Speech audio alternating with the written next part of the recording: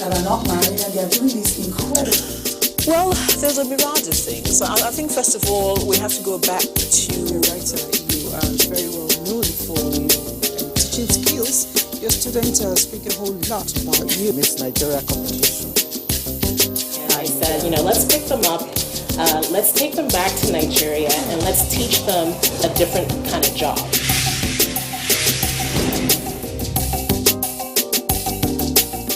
The show is The Woman, and you saw my beautiful guests walk in with me. And it is that season where we all get dressed up. We're all sporting red because it's Christmas. Christmas is all about giving. Christmas is all about expressing love. Christmas is also about spirituality as well.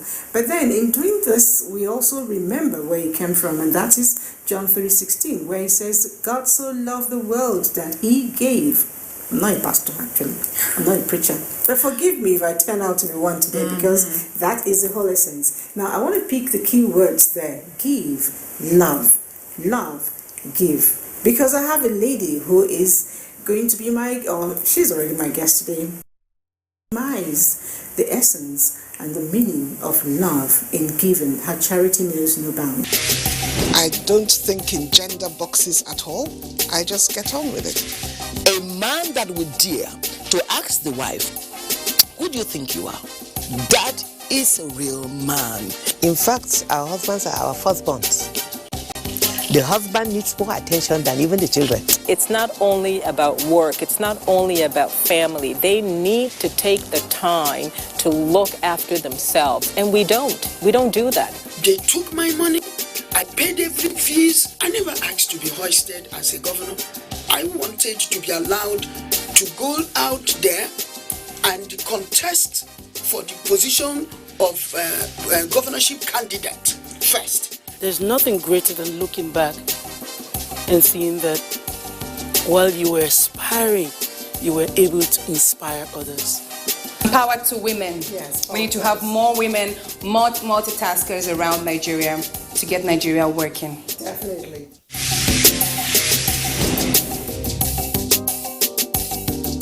Join me as I welcome Mrs. Reverend Ijoma Mberibe. Thank you so much. Nice to have you on the show. Thank you. Merry Christmas ahead of time. Same to you and every other person. Yeah. All right. Now, I started by describing your charity. Every day I wake up, I hear things. Recently, I heard about your book. We'll get to talk about that. But I'd like to know, that book really, it says it's your life story. Yeah, the story Could you of my share life. the essence of the story for me?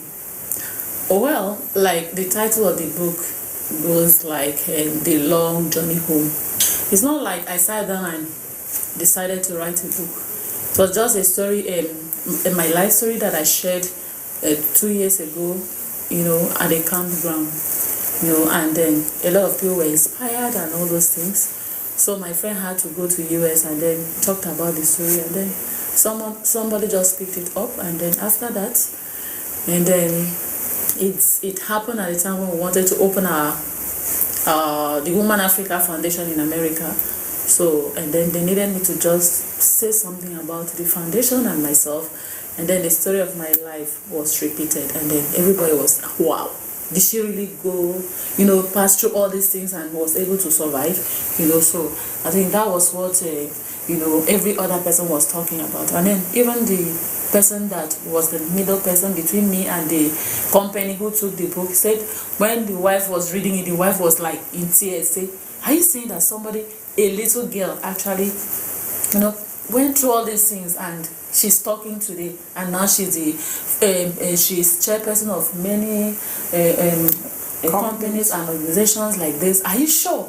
So, and then they picked it up, and then we had to go into a contract for life.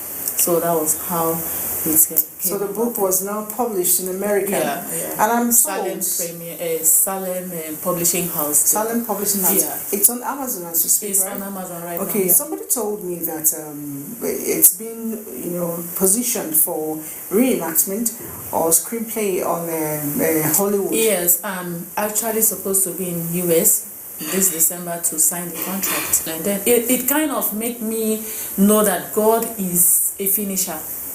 God is a finisher in the sense that you can imagine from my lowly background, not when I talk about coming from a lowly background, it's just like I came from 2 royal families, but I was brought up like an orphan.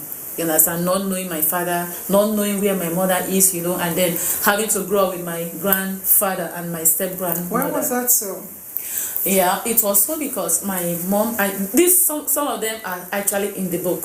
My mom didn't actually have a good marriage, you understand, so she was always from one bad one to the next one. I wouldn't know what was their own issue, you understand, so, and then I grew up knowing that, not knowing her, because she was with another man, and then I was in the village, so it took many years before I knew that, okay, my mom was somewhere, you understand, so, and then my father too, she also left my father when I was just 3 days old, so I never knew him too, so I only knew my father when I was getting married. Where people had to say, we can't go to your home to marry you, to your mother's home to marry you, we need to know your father. That is where we must go and marry you. If not, there's no marriage. So the story is in that book. A lot of things. The book is actually packed because my story is one great story actually. Yeah. We'll look forward to that movie. Yes. And then like I was saying, I said it's amazing because people act their movies in Nollywood, and look at me, I'm in Nigeria, my story is all over in America, so God is amazing. And then he's hitting Hollywood even before it gets to Hollywood. Yes, That's so okay. That's it, yeah. We know that Nigerians we're not small, and we think big, and big things happen to us. We're talking about big things. I know that a lot of people, get blessed, and they refuse to share it out. But here you are, opening up branches to help people, Women Africa. I need you to speak on activities of Women Africa. Okay, yes, like sometimes people ask me, when did you start? I didn't just start in 2016. I didn't.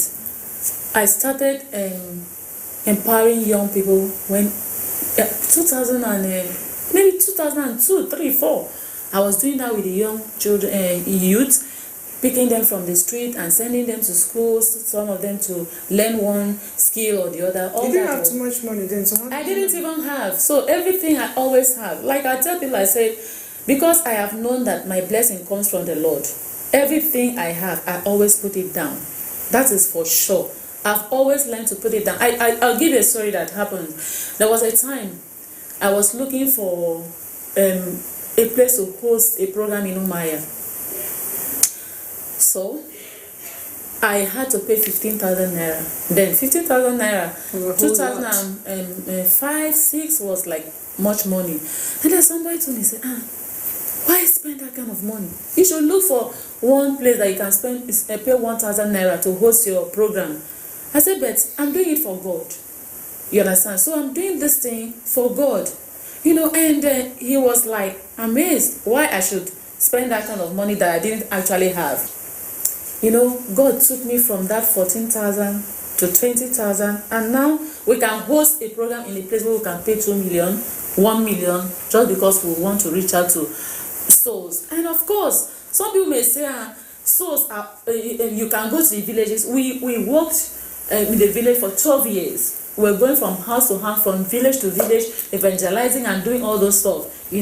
At the time, God said that your work there is over, so you have to move. After Paul, on all the missionary work, it was from one missionary work to the next one and to the last one. You understand? So it's not just that you must reach out to the poor. It's not only the poor that need to hear the gospel. They are the rich men and women that need to, hear the gospel, and God must take you to their level. Yes. What you say, makes a lot of sense to me, because a lot of times I was telling somebody I went to visit a friend, and this friend is supposedly very rich and everything available at home.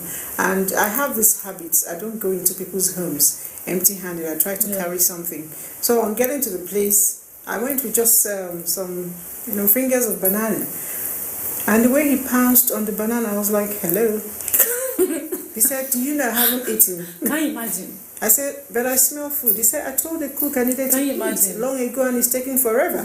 So the banana I came in was the savior. So for one will say, why are you carrying banana to this? So a lot of people sit down and assume that because you're rich, you don't need a gift, you don't need something, even if it's just a smile, it's important. But then you, far beyond giving the word of God, spreading the gospel, you have always had a way of, touching the lives, materially speaking, which is why I said you epitomize the John 3:16 for me.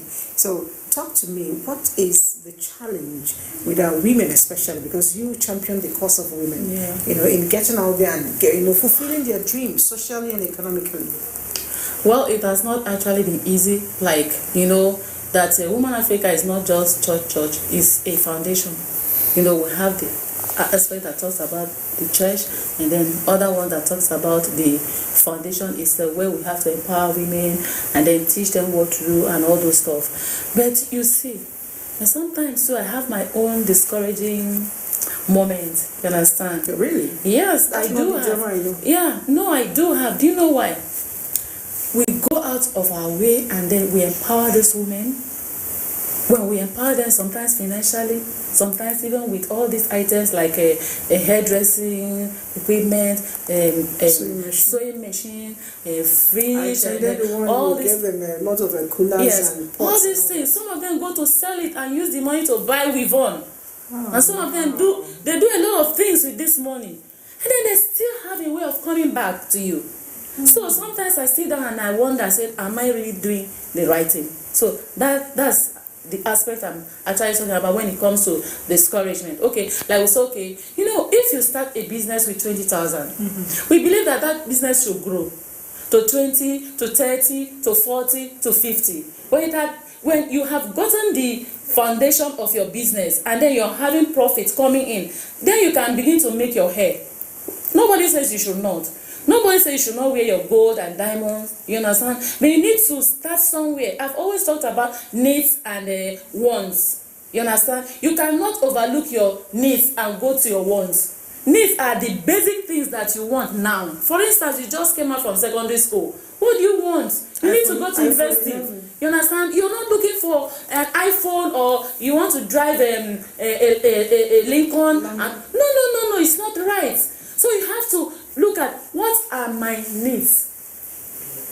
That is it. Your needs come first. And then when you have made it, you now begin to talk about, I want to live big, I want to live that. But look at me, I'm living for people. I live my life for people. Sometimes I begin to wonder. I say, what am I doing?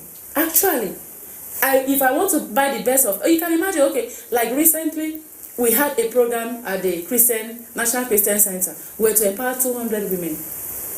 I tell you, 200 women. Why? Because I believe that it's not just training them.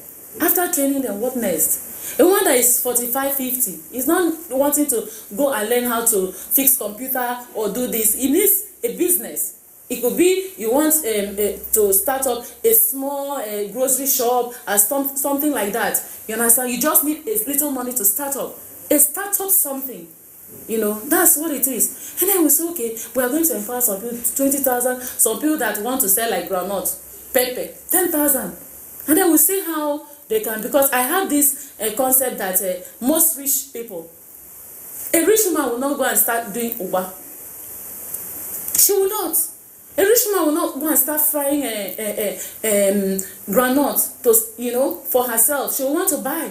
A rich woman cannot start going to make a camel. You understand? She wants to, maybe you have a clean place and you're doing pap, and then she wants to be ordering your pap. So with 20,000, you can start such a business. You can start tomato business and all those stuff. We started giving them, we started from 10. In fact, we even empowered this one more than 200 persons, because there were people that were saying, we just want 3,000, we just want, what will it do for you? We've empowered people in Lagos and they are doing well, in Calabar. Do you do monitoring as well to make sure that these things are not wasted? Yeah, a lot of people, yes, we set people on motion to check out what they are doing. Some people have built some mini shops, that gives them money, which makes us happy. And then we also have some unfinished, projects, because you cannot do it all.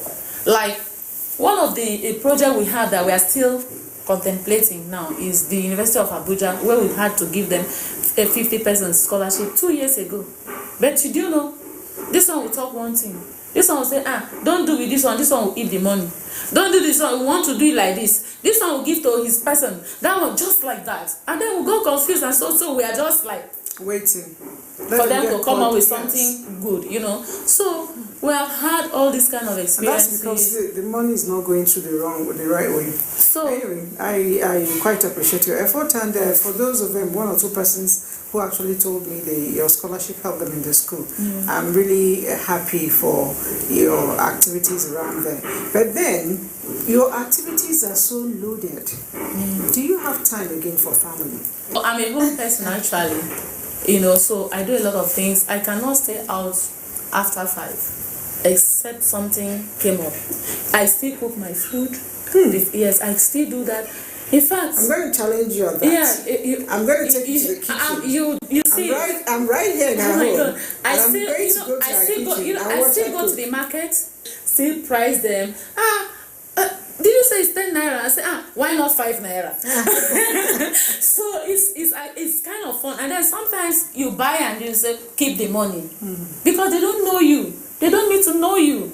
You understand? So I still do all those things. I still observe my home, know a lot of things that are going on in my home, still serve my husband food, still cook the food yourself. The food. Okay. Yes, I still do all those things. I still watch over my home. That is for sure. I still make sure my children go to school when they are supposed to go, and still make sure I give them their rights. Okay, I need you to speak more to women who are out there watching us at this moment, who feel, okay, I'm now a big woman, I now eat in 7, 8 digits, and then a lot of times they disrespect their husbands and really don't care about their home. I need you to speak to them. Yes, a lot of things are happening in the homes. Like I will use myself as an example. You see, it doesn't matter who God chooses to bless first. God can choose to bless the man or the woman first, because the Bible says 2 shall become a 1. But in all this, there's still always, you know, the gender issue, you know, where you're the one making the money, even when you want to give it all.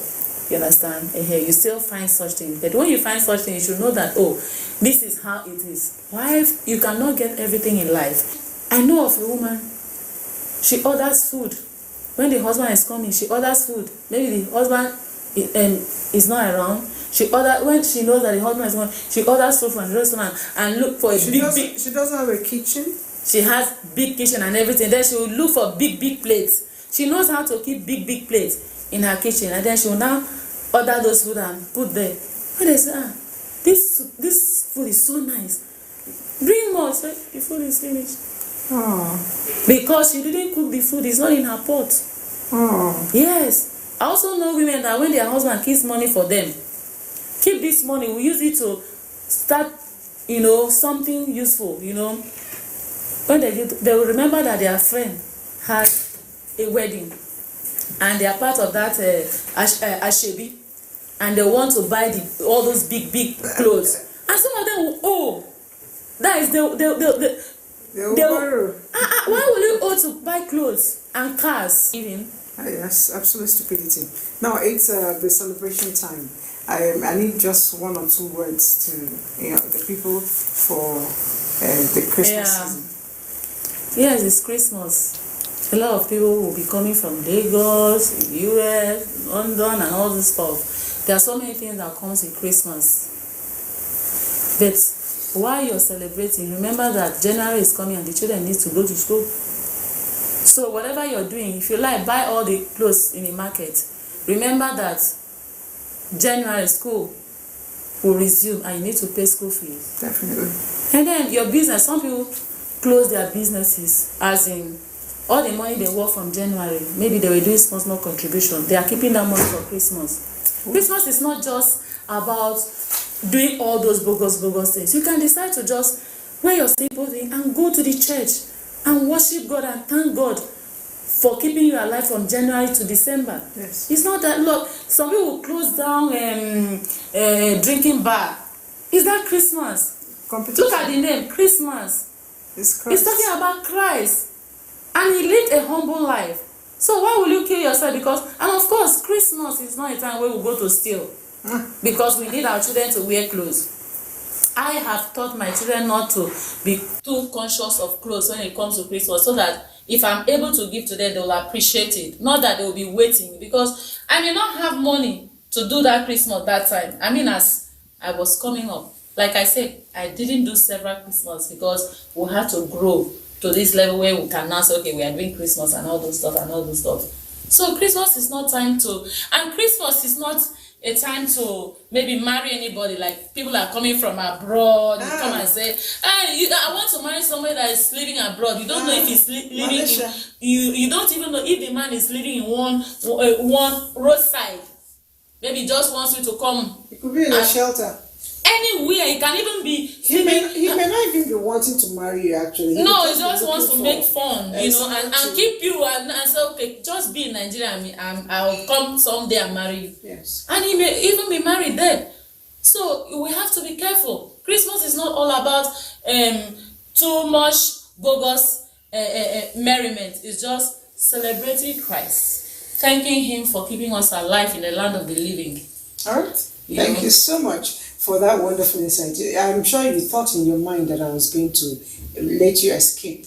You told me you can cook. Yes. And so right now, we're moving into the America's kitchen. Let me watch her cook and what she gives to her children. Okay. All right, I'll just change and then get into the kitchen and cook people a fair ferret.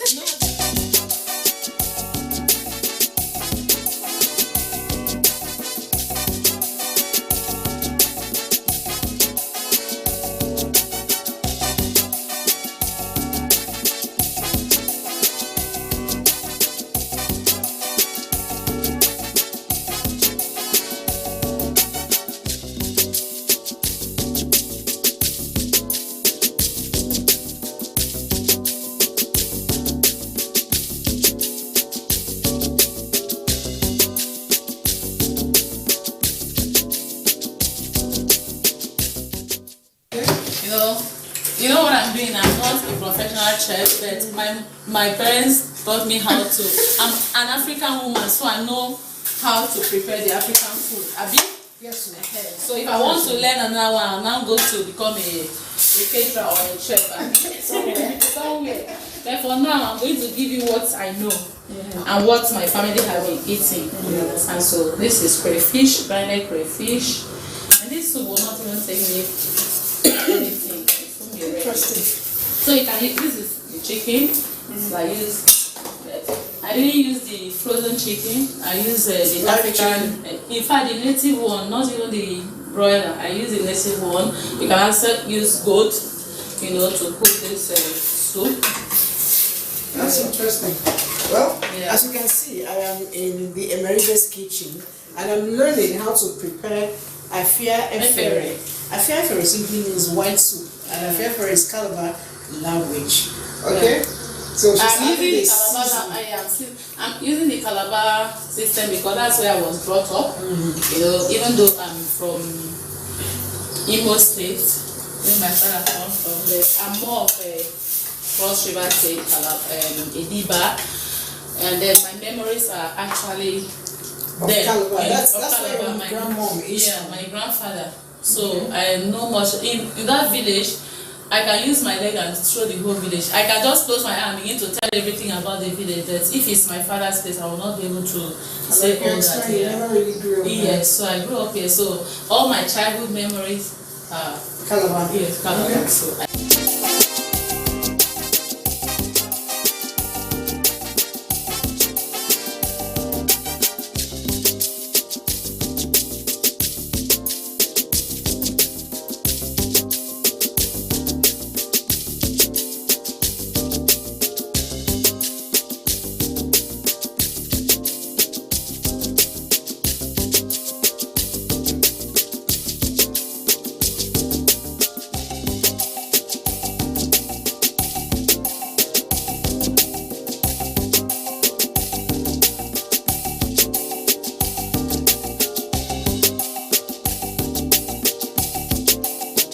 Lady of the house, Reverend Mrs. Ijoma Emeribe. You see, beyond being an entrepreneur, beyond being a philanthropist, beyond being a gospel preacher, beyond being a proprietress, do I start mentioning beyond being a writer, a publisher? Now she's gradually moving into the Hollywood. She's also a cook. You know, she is the senior house of all this house. The show is The Woman. I am Elizabeth. I'll see you again some other time.